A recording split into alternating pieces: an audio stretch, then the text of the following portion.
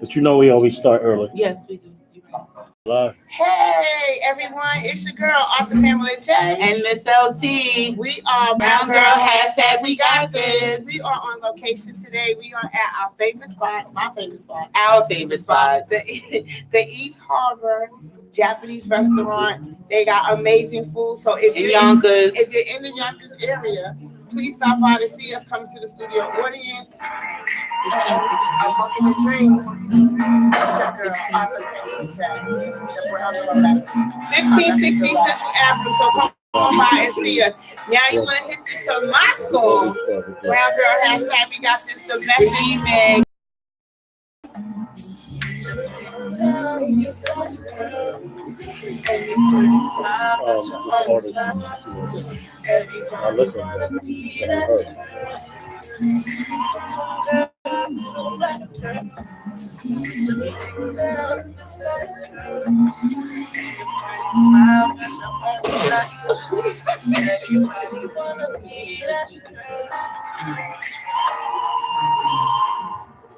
Brittany, Brown Girl can you message is give me a my letter of phone? love. Your regular? All Yeah. girls of color in all stations. We understand out, stand tall, and radiate as one. Hashtag, we got this, we do this, we run this. I don't think I had Good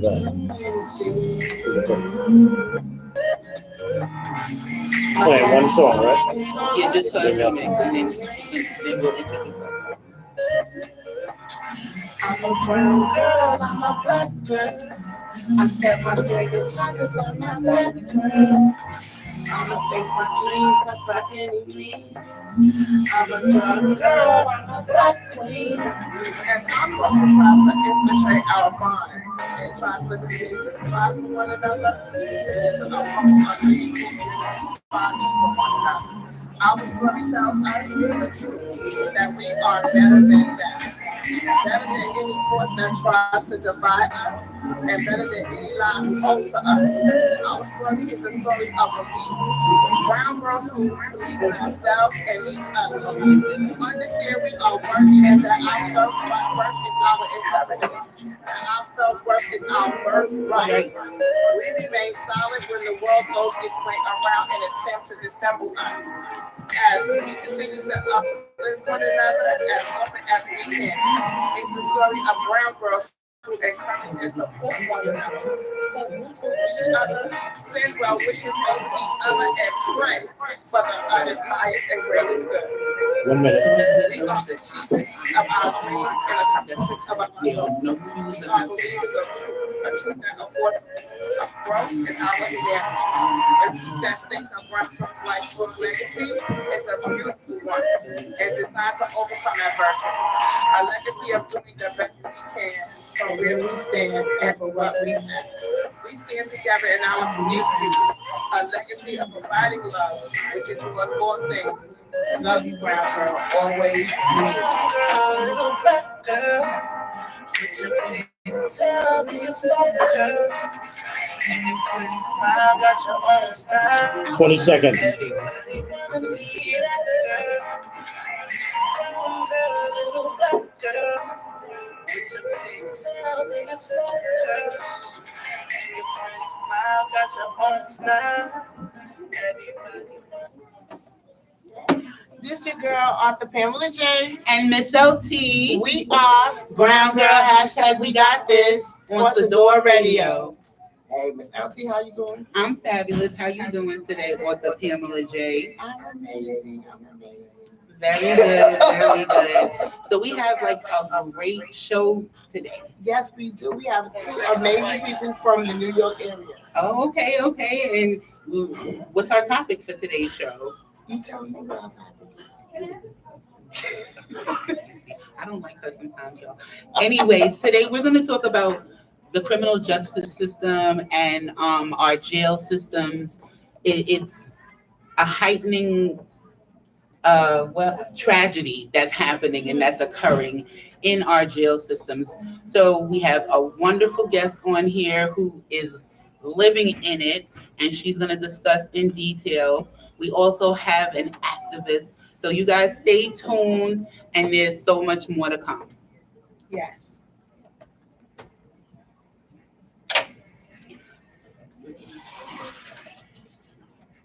Hi, Lisa. What's going on? Rebel. Yes. Good. You can talk now. You want to turn it up a little? I hope y'all can hear we can. Okay, so,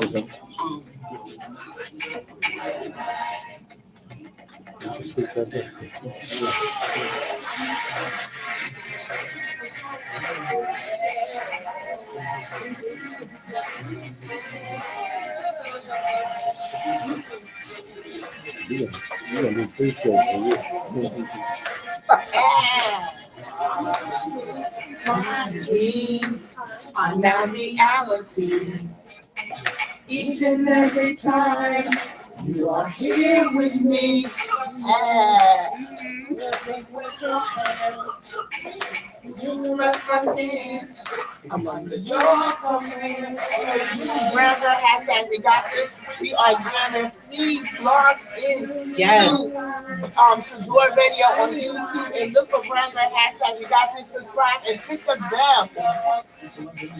Or SedoraRadio.com. And you can hear us live every second and fourth Sunday of the month. And we're going to be jamming. We bring in the best people. We have a great time. We're going to be in Philly the first part and on location in New York for the second part. Happy holidays, guys. We got a great packed show for you guys before Thanksgiving. Girl, you are my lover. Hey. When I'm with you. The remix.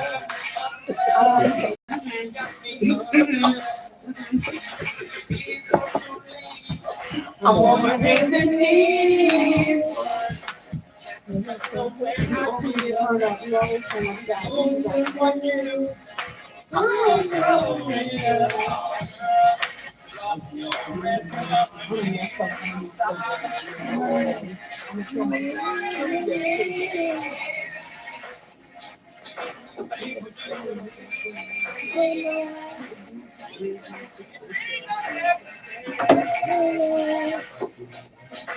Oh, I could do that one.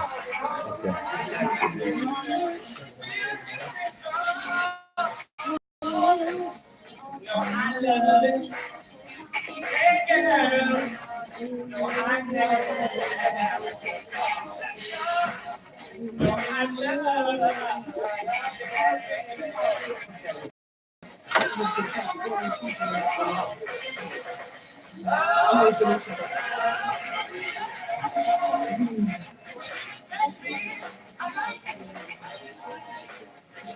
You sure you want 3 songs? 3 is not. 10 minutes.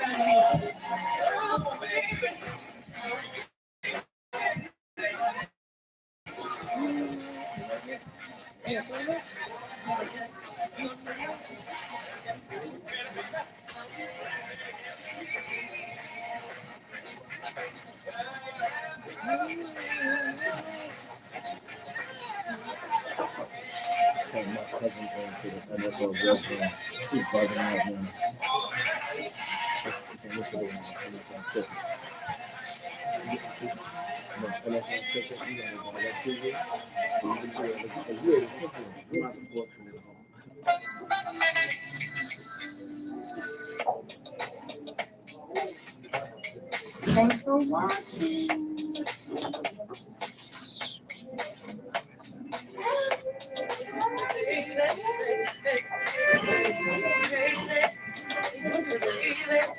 We're gonna come back after the song.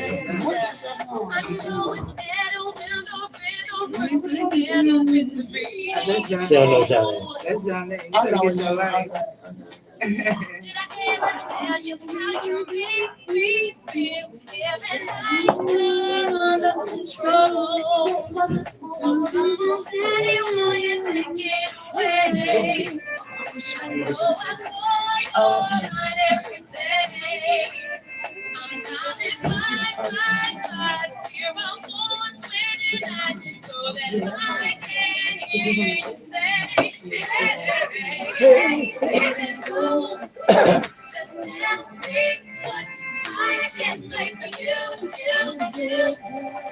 Remix.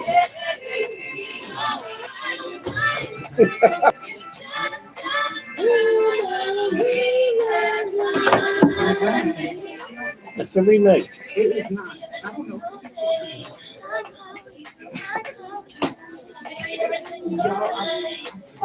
Guys, this is raw. This is how y'all know how we get down. This is Brown Girl. Hashtag we got this. We're all the bumps to mix up that Technical difficulties. But we here. And we having a good time. Every second and fourth Sunday. Second and fourth Sunday. On the camera today. And Miss And LT.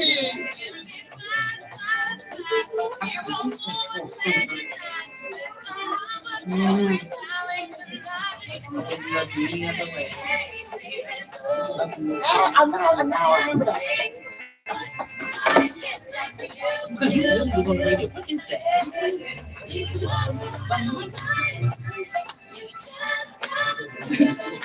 can't, y'all. I can't.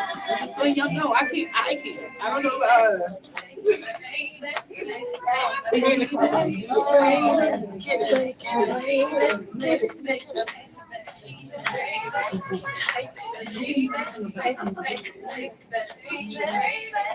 James CB.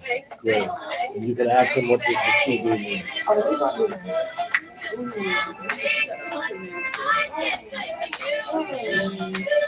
1 minute, Joe.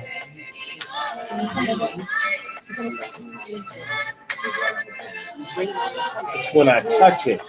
Well, stop touching it. Yeah, but I gotta.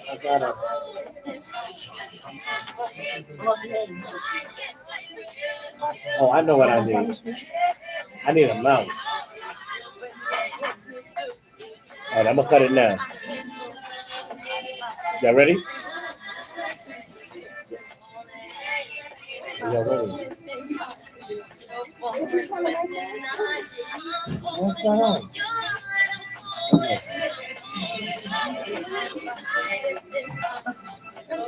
19 seconds.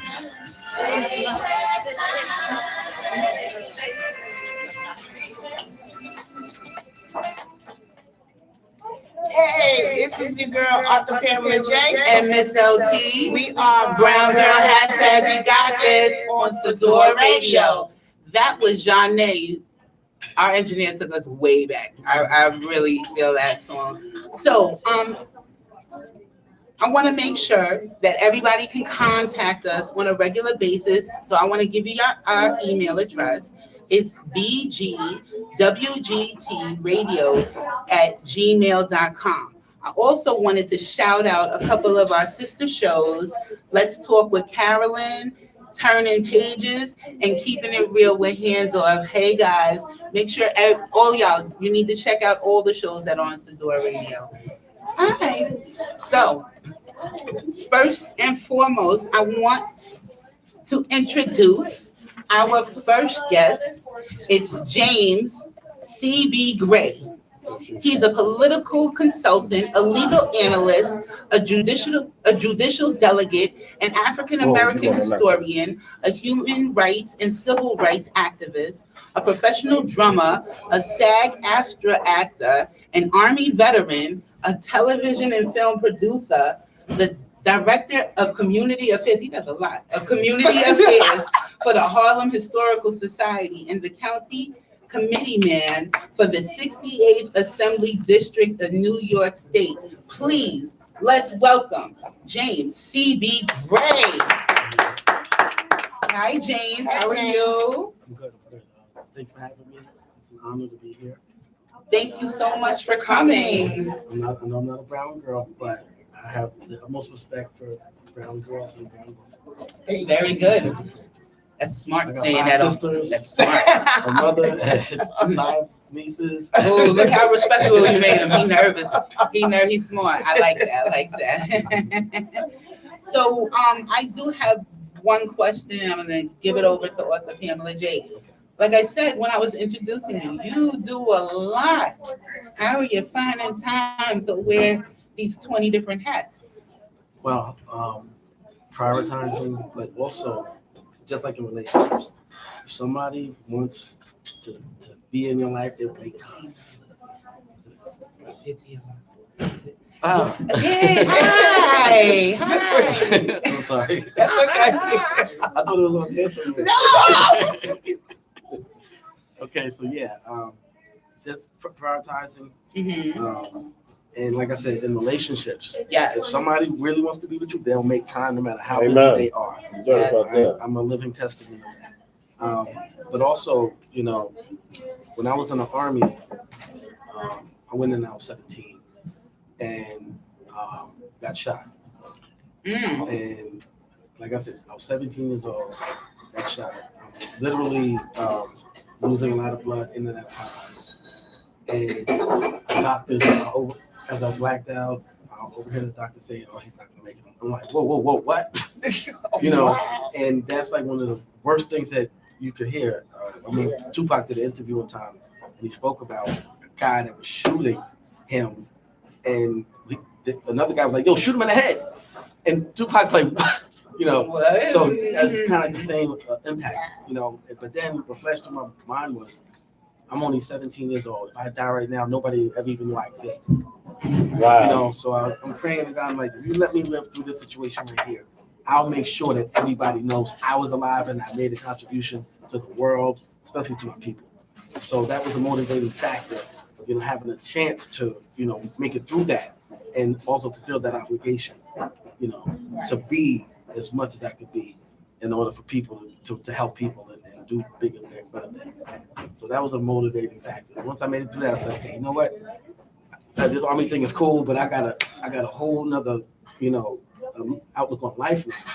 You know what I'm saying? I almost lost my life for somebody who didn't even care about my life, you know, like literally speaking. So that put me on a path of righteousness, of service, you know, and I've been on that wheel ever since. Yeah. You know, you'd be surprised how much you can do when you want to really make a difference, you want to make a conscious effort to make change. Okay. See, you can wear many hats as long as your drive and your passion is there. And time management. Tell them off the Pamela Time J. management. Time management. Time management is definitely important. So, my turn to ask questions. Yes. So, as an activist, what actually made you become an activist with the? What is? I'm so sorry. That's right, never. Yes. You know, it's funny. I was actually producing a TV show on NBC Oh. at the time, you know, before this happened. And at that time, I was just really focused on making money. And also, I had a program that was opening doors for upcoming producers and directors. Okay. My show was filming 5 nights a week at Times Square, NASDAQ Studio, you know, major budget, you know, and I was just really in a lane of creating wealth opportunities for young Black entrepreneurs. What happened was, along that process, I became a victim of police brutality. You know, and this is like one of the few days I didn't have on the suit, walking through the streets of Harlem, and I got approached by 3 cops. You know, a few minutes later, this got out of control. Textbook case of racial profiling, and at the end of the day, I was arrested and, you know, being put through a system unjustifiably. So as I'm absorbing everything that's going on, I'm realizing that this happens to young Black and Latino children every day, mostly teens, and that don't have the proper resources, that don't have the proper understanding, know how to deal with these issues the right way. So as I'm going through it myself, I'm like, yo, somebody got to do something about this, you know. And that literally, that situation literally changed my course from producing TV shows to now becoming an activist and being a part of the solution and stopping this situation, you know. And the rabbit hole goes a lot deeper. That's just the surface. You know, I heard you was talking about the criminal justice system. I actually teach courses on that. You know what I'm saying? So that right there was the turning point in my life. And it allowed me to bring in resources that I had to help combat this issue. So I went through about a 3-year process of not only vindicating myself from false allegations and evidence that was planted on me, but also overcoming that and still winning a case against NYPD for police brutality. In the 1 percentile of African American males that successfully win a lawsuit against NYPD is very, very, very hard, especially if you have a criminal record. And the fact that I didn't have a criminal record is one of the mitigating factors that really worked in my favor. You know, but even the judge was like, "Oh, you're not going to get it," you know. But my thing, it wasn't just about the money. I needed to, number one, vindicate myself, Right. and then move forward and be victorious. When I speak to the youth about police engagement, you know, police altercations, when I tell them I want to lawsuit against NYPD, it's like a whole, it's like, oh, you know, you met Jesus Christ. That kind of reaction. Yeah. From then they get this, oh yeah, what? Hold on, you want to lawsuit against what? NYPD? Yeah. Okay, yo, let's listen to this guy. Changes Right. the He knows game, something right? that we don't know. You know what I'm saying? And they'll tell you it's impossible. But and it is if you don't know your rights. If you don't, this also sparked my whole legal contemplation. You know, I ended up helping the attorneys win my case. And another law firm was watching. He was like, "Yo, man, we want to hire you to our law firm because we saw what you was doing." So I left producing TV shows to work for a law firm to be able to help brothers get out of jail, to be able to represent people in court. I started a whole housing issue where we're helping people prevent evictions. We got the proper resources and grants coming down to help people pay back rent in situations like that. So I had already started a movement of justice within myself, but then I realized I need something bigger than me to be a part of, you know, and that's when the National Action Network. So now when I won a lawsuit, Reverend Al Sharpton, Reverend Al Sharpton's organization had contacted me because they was also following my Black History Facts too. So it kind of made sense when I went there. I'm like, yo, this is the perfect organization. Right. And I joined. I've been there ever since. You know, as a matter of fact, right now I'm the executive vice president of the National Action Network Bronx chapter. Okay, nice. You know, Okay. So, you know, and I started really with the youth program they had there as a mentor. And just, you know, did a bunch of great things with them with that. Now I have 3 mentor programs of my own. You know, Wow. so, What are your mentor programs? The 3 different ones. What are they? one of them is called Fashion Sense, and it's a program that talks to young Black females. Okay. We teach them not only how to make clothing, but also the business side of it too. That's the component that's always been lacking in the equation when it comes to fashion in the African American community. We gave out all kind of ideas, fashions, and everything. But when it comes time to make the money, all right, we're gonna holler back at y'all. You know what I'm saying? Yeah. So they don't really have the blueprint that allows them to capitalize on the monetary aspect of fashion. Wow. You see what I'm saying? So I have an amazing woman by the name of Mrs. Herrera, Shani Herrera. She actually coordinates the program, and she was the woman who helped Jay-Z launch Rockaway Clothing Line. Nice. Wow. You know what I'm saying? So she's knee deep in fashion and also on the business sense side of things. She's the one, whenever Jay-Z talking about them 2 sewing machines, yeah, she got them. Oh, wow. Okay, So, That's one of them. I have another program that involves music, and I'm also a professional drummer. And one of my dreams was to always have my own marching band. Like I used to dream about that. Wow. Like I would dream that I was wake up and I look outside and the marching band's playing on the lawn, and I'm like, you know,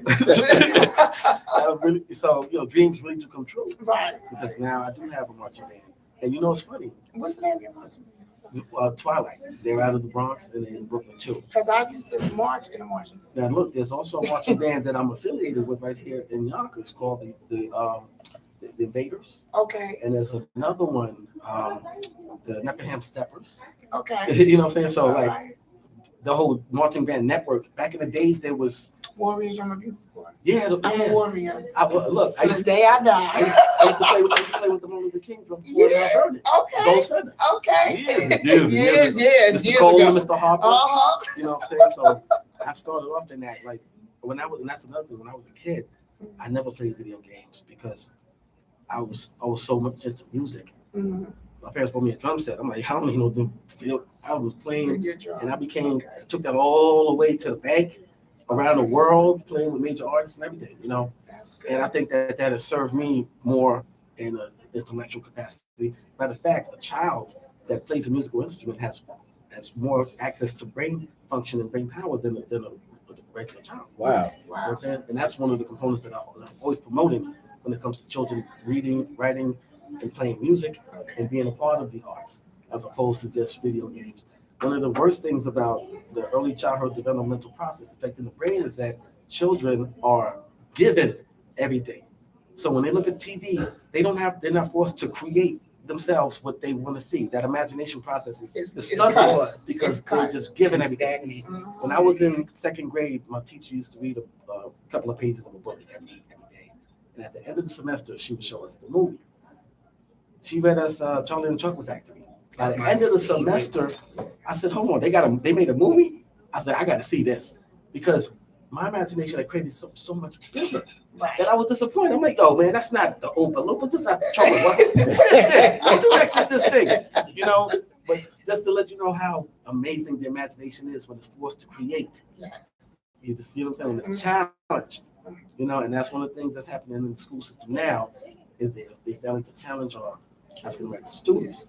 You know, well, that's a whole nother thing because I do a whole school to prison pipeline lecture that gets very deep. Might have to come back. Hey, listen. Definitely. But yeah, the school to prison pipeline starts in third grade. And Nice. it's very detrimental. Is that one of your programs? Well, one of the programs that is what I'm doing now. I'm trying to get legislation passed to stop the false diagnoses of learning disabilities in black Mhm. Uh-huh. You mean like ADD? Yes, ADHD, immediately, or immediately, dyslexia versus you dyslexia. taking So time. before we can even start a program, we got to stop that from happening. Mhm. You know, because there's a lot of damage and a lot of unlawful engagement. Pharmaceutical companies found a loophole now, and they're going to make money off of that. Mhm. You know what I'm saying? So what's the name of that program? Because that's your third program. Oh no, that's not a program. That's Oh, like I'm actually that's speaking to politicians right now about trying Getting to. it done. Yeah. Okay, so your third The program. third one is something that we're developing right now, which is going to be a branch situation, and it's actually going to be incorporated with technology. Okay. Okay. My business partner created an electric car that travels 1,000 miles per charge. It only takes 5 minutes to charge it. This is like an amazing breakthrough in technology. Something they said couldn't happen. Mhm. You know, I was actually on the phone with some investors, and these guys said, "Okay, hold on. Can we just ask you one question? Are you guys like dealing with aliens?" And I'm like, Oh my God. You said you're dealing with Yo. aliens, really? Oh, this is black technology here. We're using saltwater battery instead of acid. Totally biodegradable. Okay? Mm. After 1 Wow. million revolutions of energy flows through this battery, you take it out of commission. And when you open up that battery, you're going to see gold and platinum.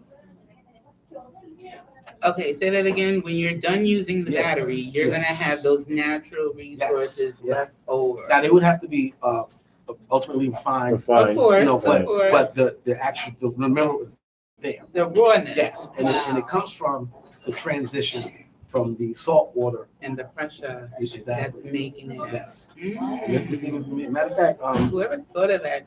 oh no, my It's guy is a amazing. self-made engineer scientist to the point So where no formal education. yeah, no, not on the Bless him. profession. That's his natural born talent. Yeah, he's amazing. He just designed the first motorcycle. He has about 7 different lines of cars. We got about 50 of them on the road right now. Matter of fact, the other day he just launched through the West. You can actually buy one online right now. Interesting. You know, but we're going into mass production in the next 6 months. It's gonna take it to a whole nother Nice. level. okay. You know, so That we're is gonna create a amazing. program for the high school youth to be able to be a part of technology and learning about technology. You know, coding and everything is cool, but there's a whole nother Yes, level to no, it. the You know what I'm saying? engineer, the My actual little, gears I and got 2 bolts of nieces it. that are taking robotics right now, Yeah, and they're mine doing too. some amazing stuff. You know, so we want to really engage them. We are the demographic that is really at the lowest level of engagement when it comes to this new technology. And there's Mhm. a lot of jobs that we can't even apply for because they're like, yo, you guys not even on the radar. Oh, you don't have a degree, You see what but I'm it's not necessary. Yeah. My intelligence. My guy Is is basketball. proof of that. Pass the And, book. you know, even Malcolm X was one of the first people that really like stunned white Americans. Like, okay, where'd he go to school at? Right. And, you know, they was like, nah, man, this guy, you know, they just couldn't believe it. How a black His man. intellect. It's so, his Yeah, intellect was see so amazing. So Yes. I'm challenging because right now what's being exposed now is that a lot of these colleges are just another monetary, Right. the monetary system that's created to entrap you in debt. But it also stagnates your Your intelligence, because intelligence and your those books are imagination. written by someone who just had an imagination. So if my imagination is more vast than what's in your books, does that make that person qualified to even tell me I deserve a degree when you're not even on my level? That is so true. And even with me, what I do with Black History every day, he's an avid follower of my Black History facts every day.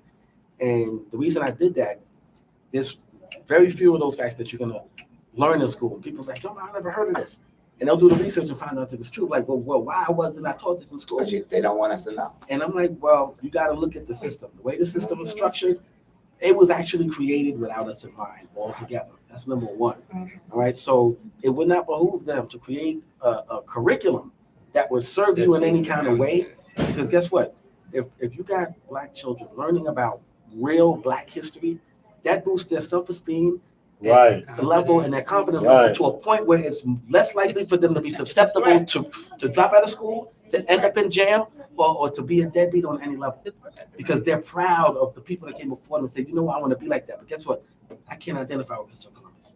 And you know, the real amazing thing about his Black Facts, every year it's a new fact.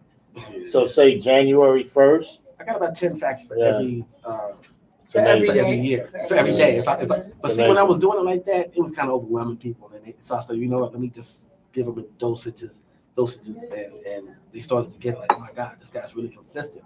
10 years, this will be my 10th year of Wow. posting a little known Black History fact every single day. You know what I'm saying? And I had to do that. Now it's involved in a couple of curriculums in schools and everything. I got professors like, yo, send me the facts. So I got my email list gets longer and longer every couple of months because I'm Amazing. adding more people to the email list, sending them Black History facts. Because everybody's not on social media, I found out, you know. Yeah, social media could be a curse and a blessing. But I turned it into a blessing because I converted all my social media platforms to promoting Black history. That's 365 days of Black history campaign is what I have. That's really great. Really. I'm sorry if I'm talking too much. No, You're on talk radio. You're on talk radio, but you're There's in a time and a place for everything. Yeah. And this is your time and your place and so your you're good. platform Exactly, to your get it out platform there. to get So by out. all means, Right. Yeah. yeah. Yeah, no, you haven't. Yeah, I have one question. So, how did you become this great actor that I'm hearing about? You were on set, you done produced some stuff, but now you're an actor. So let me Well, hear you about know, that. it's crazy because throughout life, I've done many different things, and I meet different people along the process of doing different things. The crazy thing is, some people I might have met you as a drummer, and then I met somebody else as an actor. Hey, hold on, man, that cat drumming, he do that, you know? And I'm like, you know, I know so many people that collectively it just wasn't on the same time all the time. So there's certain people that know me as an activist, some people that know me as a drummer, some people but don't know I do all those things, you know, and it kind of overwhelms people sometimes too when they see me doing all these things. But you can do a lot, believe me. You put your mind to Yeah, it. you can do anything you and want. everything. And So believe in yourself. I was actually an actor first. Studied with Tina Satin, who was Denzel Washington's original acting coach. She's one of the greatest. She had Felicia Rashad, Antonio Vargas, some of the greats. She was actually supposed to play Florence on The Jeffersons. Really? Okay. What's her name again? Tina Satin. She passed away about 10 years ago. So I was there like community theater with her as a child and kind of evolved into off-Broadway. And I was really like going hard with it for a long time. And then I ended up, I got into producing, you know, and I always had the passion for acting and loved it and everything. And I was already in the Screen Actors Guild way back then, before they even merged to after. But what happened was I started getting into the producing side. And, you know, I'm like, damn, you gotta make more money than that. 'Cause, you know, but also the business structure was right up my alley too. You know, I didn't realize for years that I was already a producer. I just wasn't getting paid for it. And you know what? I ended up just kind of showing people love and connecting people. And they're like, man, yo, you really producing. You just ain't getting paid for it yet. And so I started really researching and finding out everything he's got. I do this already. Now it's time to just get paid and kind of, make it official. So God started doing that, then became a producer for this NBC show. Then, of course, it spiraled into Okay, activism. you being vague. I'm sorry. So what shows were you acting in? What shows are you producing like for this show? What's this show? Oh, okay. Joey Reynolds show. That was the show that I produced on NBC. Joey Reynolds. Joey Reynolds, please me. Yeah, it was Joey Reynolds was a talk radio shock jock that actually created the shock jock format that Howard Stern and Hyman stole from him. Wow. So, the crazy thing was, this guy was like a 70-year-old white guy on talk radio for 30 years. I was like totally outside of his demographic. When I met him, he just couldn't believe that I even knew who he was. You see what I'm saying? And that's why I always challenge people, go outside of your comfort zone and explore, Right. meet new people. And because me knowing who he was and really knowing about his show enabled me to get to know him. And then I set up an opportunity which enabled him to have a show, which enabled me to produce that show on a professional level on a major television network. You see what I'm saying? That's amazing. That's amazing. So I always challenge, especially young Black brothers and sisters, get out of the hood, man. Take your mind other places. I could have never been there if my mind was just stuck on the block. Exactly. So, and I've been around the world 3 times, but that first entitled me getting off that block and taking my mind out of that environment. People say, "Oh, you're a product of your environment." Only if you allow yourself to be. You can do anything. I'm telling you, you can do anything. So, James, we're gonna take a quick break. Okay. We will come back because we do have a lot more to discuss with you. Okay, and when we come back, we'll have the Vixen as well. Make sure you guys stay tuned.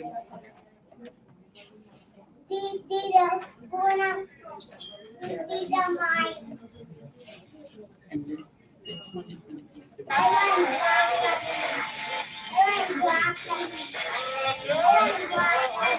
Tonight.